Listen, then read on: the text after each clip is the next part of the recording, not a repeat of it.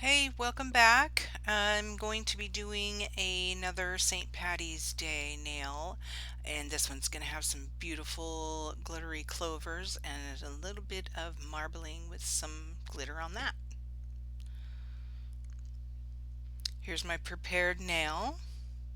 Got it all ready and buffed so that the anything I put on here adheres to it a lot better. I'm going to start out with the Beatles White number 5. Sorry, I flashed that past you pretty quickly, but it's in the description box down below if you want to see what it is. I like Beatles colors. I have a lot of them and I'm just never let down by them. They're pretty opaque and usually I only have to do 2 coats on some of the colors, just one. It's actually a very nice gel. So as usual, make sure you don't have any fuzzies or lint, and to help prevent that, one thing that I do, a lot of people do, is take a lint-free wipe with some alcohol, wipe that nail dry because brushing, with any kind of brush doesn't usually get everything off, but also remember that um, get your nail out last. Like if you're doing a paper towel or if you're filing something, or I mean, you have all this dust and particles flying around, even after you wipe it, it'll come back on. So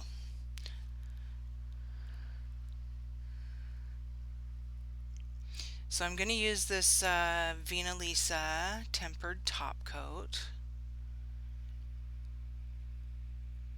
and this little chunky glitter that I have. I think I got these little things from dollar store, and this orange one is like fiery beautiful. I love it. And this is a Beatles number 2 red. I'm going to be using that to mix. And this color here is supposed to be skin tone, but look at it. Really, it's like peach. So that's what I'm going to mix the red with to make my own orange. And this Saviland Green Bay. It's a neon color. I'm not quite sure if I'm going to be mixing this with something or not. Okay, so this is really shiny, and I don't really want it shiny. I actually had forgotten to put this out, but I'm going to use the Model 1's matte top coat and get the shine off of this. I just don't want a shiny background for this one. Sometimes the shiny backgrounds take away from the actual design. Um, so it's kind of nice that there's a matte polish out there. So you do need to make sure that the mat is smooth, even though it does hide a lot of imperfections once it's cured, but it still can show streaks. And I've tried this happens on many matte top coats that I've used, so I know that it's got to be because it's not smooth. Pop that in the lamp. There, that looks a lot better. So the red, sorry I didn't get this on video, but I mixed the that red and that skin tone peach color, and made this beautiful orange. It's actually perfect. I don't have an orange that looks like that, so I thought that was great. And this is the Savilan Green Bay. I'm putting on my palette, mixed with a little bit of white.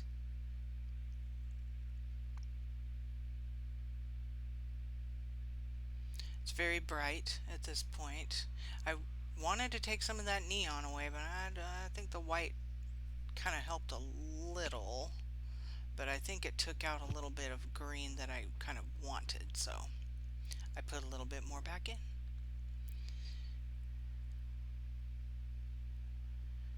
So when I do the marbling, I'm just floating these colors. And it does look a little bulky, but I'll show you in a minute how to get some of that bulk off without ruining your design. But to float it on here, to float these gels to make a beautiful marble, it's gonna have to be a little bit bulky. Just don't leave it like that.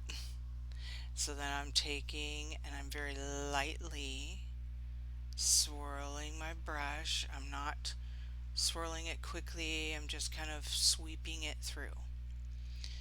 And it made a perfect marble. So this is a trick.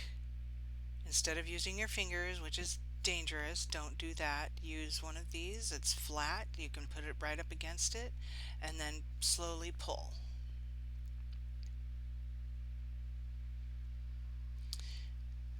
Let's add some little gold chunks in here. I wasn't quite sure how I was going to do these. I didn't have a plan. I wanted to swirl it in when I did the marbling, but then I thought, you know, I'm going to try it like this. I'm just going to put some of this on top and the little fiery orange as well that I have in my little tray there. And I just kind of just wanted them to sit on top so that they would show up.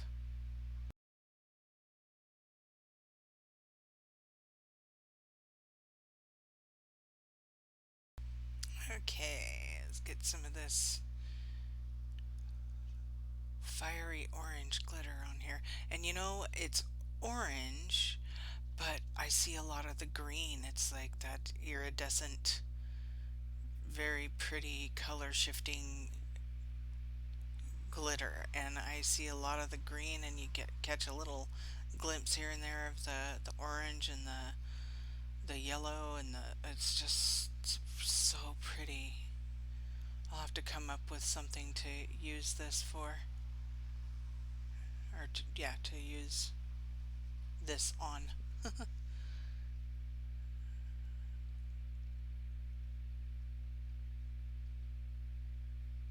So pretty. Okay, there's my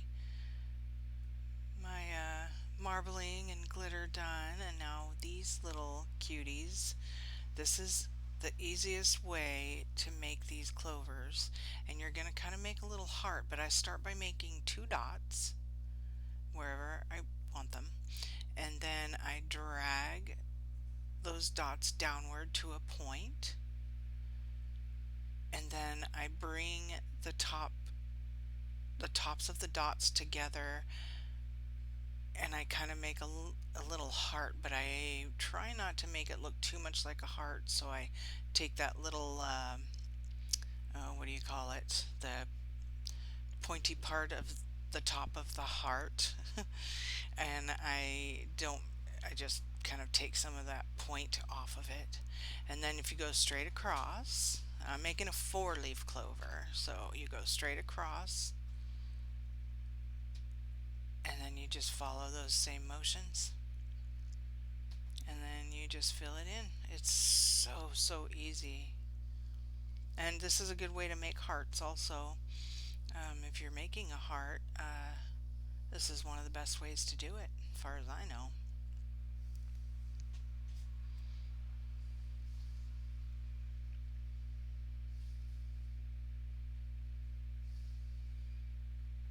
Yep. Just try to get them, pretty close in size.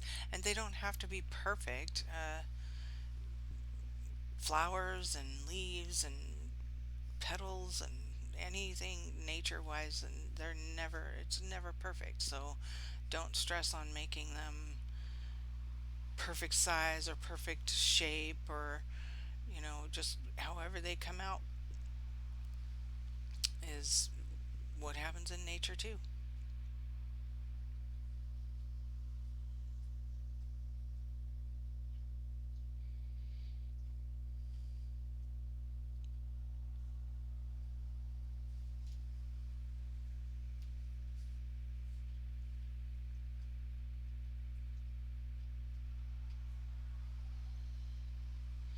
So I'm just taking a little more time. I'm trying to widen these a little bit, um, and round the parts that I feel need to be rounded. So I'm going to do this last one here to show you, and then I will finish my clovers, and I will be right back.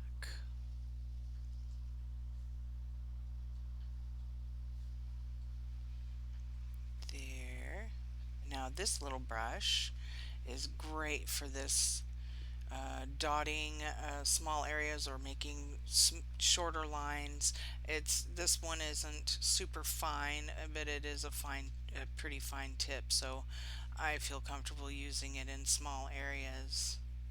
And what I'm putting on here, I'm just kind of dressing up the clovers a little bit with some glitter. I felt like it was just a little too plain. I was going to sugar these, but I decided to do this. So I mixed a little bit of builder gel and a little bit of a top coat, and I put some green glitter in it. So the builder gel has a tacky layer, but I wanted to use it because it's thick and there's less chance of it running over the sides of these little clovers. But I didn't want the tacky layer, so you mix the builder gel with a little bit of a no wipe top coat, and then it's no longer um, a sticky layer. It's great. It's a little great technique. If you have a builder gel that doesn't have a sticky layer, that's great too. But if you don't, then mixing the two work just fine.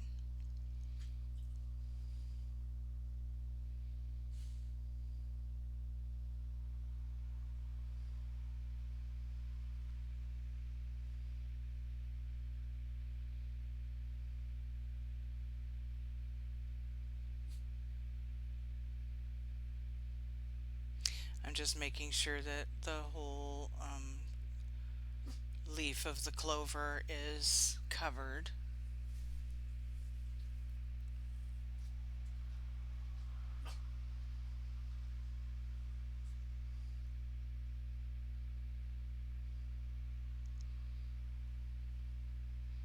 And I'm going to finish this up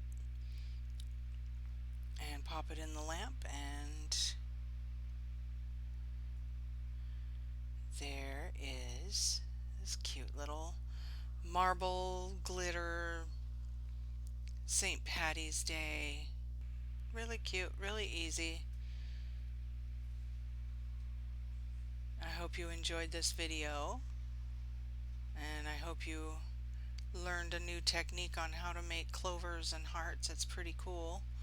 And please like, subscribe, and share.